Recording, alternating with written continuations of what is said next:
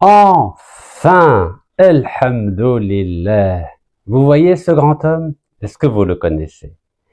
C'est Maître Bardadi, le grand bâtonnier d'Alger. Enfin, l'Algérie, une institution algérienne, s'est exprimée après 100 jours de silence. 100 jours, ça correspond à l'arrestation de l'écrivain algéro-français le 16 novembre 2024 à l'aéroport d'Alger. Il a fallu donc 100 jours pour qu'une institution algérienne comprenne que cette stratégie du silence devait se retourner contre notre pays, contre notre peuple et contre notre diaspora. Et dans cette interview, au journal Al-Watan, comme vous le savez, aucun journaliste algérien n'a parlé de moi et de tout ce que je fais avec mon avocat Maître Chouhar Abdelkader depuis le début de cette crise le 16 novembre, mais j'ai l'habitude, vous savez. Heureusement qu'il y a les outils fabriqués par les Américains pour avoir la possibilité de s'adresser directement au peuple algérien et à la diaspora algérienne, mais comme on dit chez nous, Ma'alish, les fêtes mettent. Vous savez, il y a une phrase très importante de Maître Bardadi dans cette interview extraordinaire. Vous savez, on aime quand la compétence est au rendez-vous de la communication. Écoutez bien cette phrase. Donc c'est dans sa magnifique interview. Alors, selon vous, c'est la journaliste Salima Tlemceni, une grande journaliste d'Al-Watan qui jadis écrivait beaucoup sur nos actions en Algérie, mais depuis, vous connaissez notre beau pays. Donc, selon vous, ce silence du parquet depuis le début de cette affaire n'a-t-il pas attisé ces campagnes de désinformation? Excellente question de Madame Salima Tlemceni. Il a fallu 100 jours pour que, dans notre beau pays, on apprenne que le silence n'est pas quelque chose de positif. Écoutez la magnifique réponse de Maître Bardadi, bâtonnier d'Alger. Je pense que la procédure devrait être un peu plus rapide. Plus vite on saura, mieux cela vaudra. Alors je répète, plus vite on saura, mieux cela vaudra. La chape de plomb, le silence, je répète le mot, le silence, cette obligation de réserve ne feront qu'alimenter la polémique qui souvent est dénaturée et infondée. Plus vite on saura ce qu'il y a dans le dossier, mieux ce sera. Et elle finit de façon magnifique, majestueuse, belle. J'ai préconisé qu'il y ait plus de transparence. Bel-Arabiya, Shafafiyya. Et vous savez que c'est mon credo.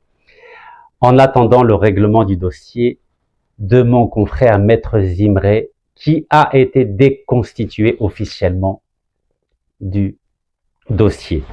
Donc vraiment, je tiens à remercier Maître Bardadi, le grand bâtonnier d'Alger, qui, grâce à cette magnifique interview de Salima Tlemceni, a pu mettre fin à cette stratégie du silence qui a été déplorable, et je pèse mes mots, déplorable pour l'image de l'Algérie, pour l'image de notre peuple, pour l'image de nos institutions et pour l'image de notre diaspora.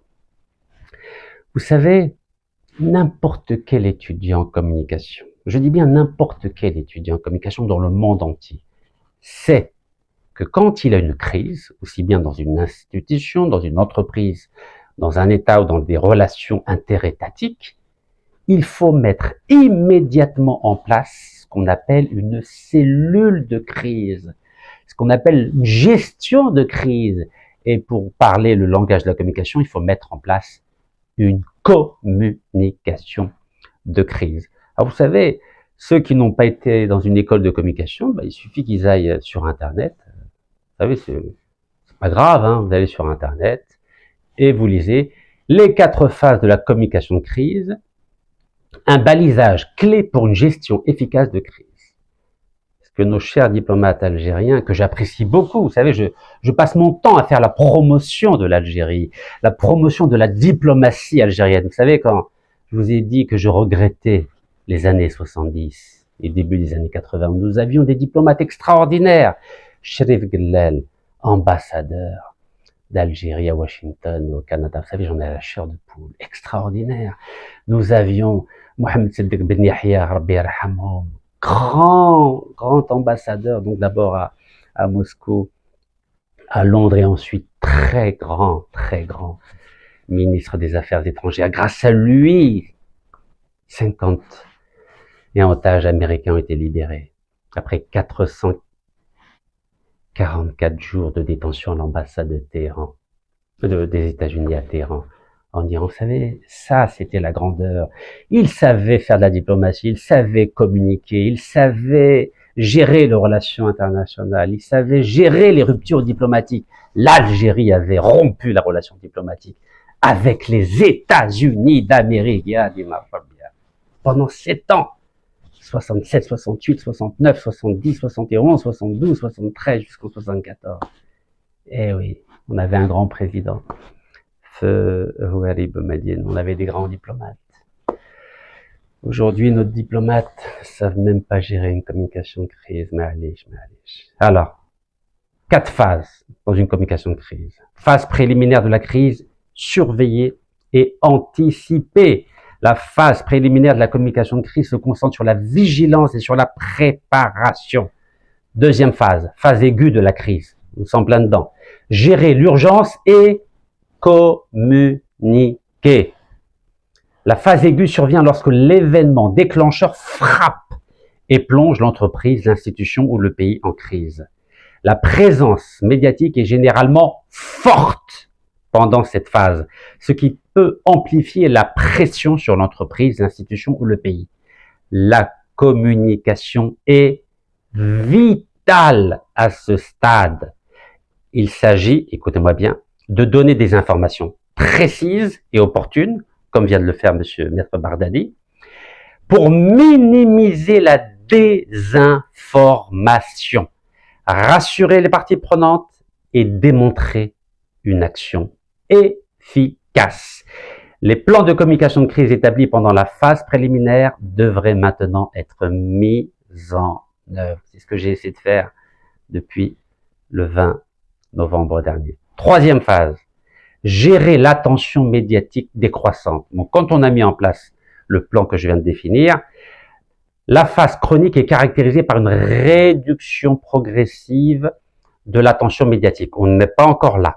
Bien que la crise puisse avoir atteint un pic, l'attention des médias peut être détournée vers d'autres événements. C'est ce qu'il faudrait faire. Les Français, vous savez, quand ils commencent à cibler l'Algérie, ils ne la lâchent pas. L'entreprise, l'institution, l'État doit continuer à gérer la situation de crise tout en adaptant sa communication. Il peut s'agir de maintenir une communication ouverte avec les parties prenantes, de faire des mises à jour régulières et de commencer à orienter le discours vers les efforts de récupération. Parce qu'il faut que l'Algérie reprenne le contrôle de cette situation de crise. Enfin, la quatrième phase, c'est ce qu'on appelle phase de cicatrisation de la crise, retour à la normale. La phase de cicatrisation marque la fin de la crise et le retour à la normalité que nous espérons pour bientôt, Inch'Allah, pour l'intérêt de l'Algérie, de notre peuple et de notre diaspora. Les médias cessent de parler de la crise, c'est pas le cas aujourd'hui, et l'entreprise, l'institution, le pays peut se concentrer sur son fonctionnement normal. Donc, vous avez compris pourquoi je remercie Maître Bardadi? Parce que enfin, il a fallu 100 jours, mais mieux vaut tard que jamais, une institution algérienne, et en l'occurrence l'institution judiciaire, commence à mettre en place une communication professionnelle. Et le résultat est là. Regardez. Le résultat est là. Dans toute la presse du monde entier, l'écrivain, donc algéro-français, n'est pas en grève de la faim, affirme le bâtonnier d'Alger. Partout, je dis bien partout, vous verrez que la déclaration, l'interview qui a été accordée au journal Al-Watan par Maître Bardadi est reprise partout. Et enfin, l'Algérie daigne communiquer. Ce n'est pas un crime communiquer, c'est une force. Quand vous avez toute l'armada médiatique, intellectuelle, politique, diplomatique, judiciaire française qui se met à communiquer, à massacrer l'Algérie depuis 100 jours, évidemment que ça a des dégâts. Et regardez ce qui s'est passé avec l'attentat de Mulhouse. On a été massacré dans les médias du monde entier. C'est ça l'Algérie de 2025. C'est ça la diplomatie algérienne de 2025. On se laisse massacrer, humilier, bafouer, stigmatiser, discriminer, sans réagir. Non, non. C'est pas professionnel, avec tous mes respects. Vous savez, je suis un vrai patriote. Mais un vrai patriote a le devoir de pointer du doigt les dysfonctionnements pour améliorer cette communication, pour donner une meilleure image de l'Algérie, une meilleure image de notre peuple et une meilleure image de notre diaspora. Ce n'est pas parce qu'on va faire des critiques constructives qu'on n'est pas un patriote. Bien au contraire, le patriotisme implique des critiques constructives. Et c'est ce que je m'évertue à faire avec mon avocat maître Abdelkader Chohla, qui a répondu point par point aux attaques infondées et aux fake news de l'avocat maître François Zimré, l'avocat du génocidaire Netanyahou. Et vous le savez, et je vais vous le démontrer. Alors, vous savez que ce terrible avocat, qui est spécialiste de la désinformation, a commencé à dire que l'Algérie ne voulait pas un avocat non juif. Et je vous ai montré qu'on m'a imposé un avocat français juif, que j'ai refusé, mais qui s'est imposé. Il m'avait même pas donné sa carte de visite. Vous savez, nous, on réagit au tac au tac. C'est-à-dire, quand l'Algérie est attaquée, on attaque. Mais on attaque avec des preuves, pas avec du blabla. Et bien sûr, les médias de Tel Aviv s'en sont donnés à cœur joie. L'Algérie demande à l'auteur algéro-français de choisir un avocat non juif. Donc tout ça pour nous massacrer. Dans les médias du monde entier aussi, ils en ont parlé. Alors nos frères marocains n'en parlons pas. Vous savez qu'ils n'en loupent pas une en ce moment. Pas d'avocat juif pour l'écrivain algéro-français ou l'antisémitisme ordinaire du régime d'Alger. Vous vous rendez compte? On s'est laissé insulter parce qu'on n'a pas voulu communiquer. Extraordinaire. Et quand cet avocat spécialiste de la désinformation, cet avocat du génocidaire Netanyahou qui a massacré 50 000 Palestiniens, Rabbi Rahamhum, a dit que l'Algérie a refusé de lui accorder un visa, tout de suite, on a réagi avec le refus de visa, à la fois des consulats de France à Alger et d'Oran. 2 refus de visa à maître Abdelkader Chohla. Voici la preuve. Nous ne parlons jamais sans preuve. Voilà, signé par, donc c'était le 18 septembre 2023, Véronique Rousse, agent consulaire. Voilà. Mon avocat avait demandé un visa pour me défendre en France, car comme vous le savez, ce magnifique pays de lumière m'avait condamné par défaut alors que j'étais emprisonné en Algérie et assigné à résidence pendant 40 mois. Vous vous rendez compte? La France, ce pays de lumière, m'avait condamné en montant un dossier de toutes pièces avec le général Denis Favier, l'actuel directeur de sûreté et vice-président de Total, qui était à l'époque directeur général de la gendarmerie française. Oui. J'ai voulu que mon avocat algérien me défende en France. Et la France avait refusé. Alors, quand M. Zimré se plaint en disant qu'il allait porter plainte devant les juridictions internationales, on lui a cloué le bec sur place. Il n'en parle plus. C'est pour ça, maintenant, il s'amuse à faire de la désinformation. Sa dernière trouvaille, c'était cet auteur algéro-français a décidé de mettre en place sur son conseil à lui une grève de la faim. Ah, là, l'Algérie a décidé de réagir. Parce que là, c'est grave. Vous savez qu'une grève de la faim, on résiste pas longtemps, hein, entre 30 jours et 47 jours. Et d'autres ont fait la grève de la faim. Est-ce que ça vous dit quelque chose, Bobby Sands? Bobby Sands, le fameux jeune Irlandais qui militait pour l'indépendance de l'Irlande du Nord. Et ben Margaret Thatcher, qui était Premier ministre à l'époque, l'a laissé mourir en prison.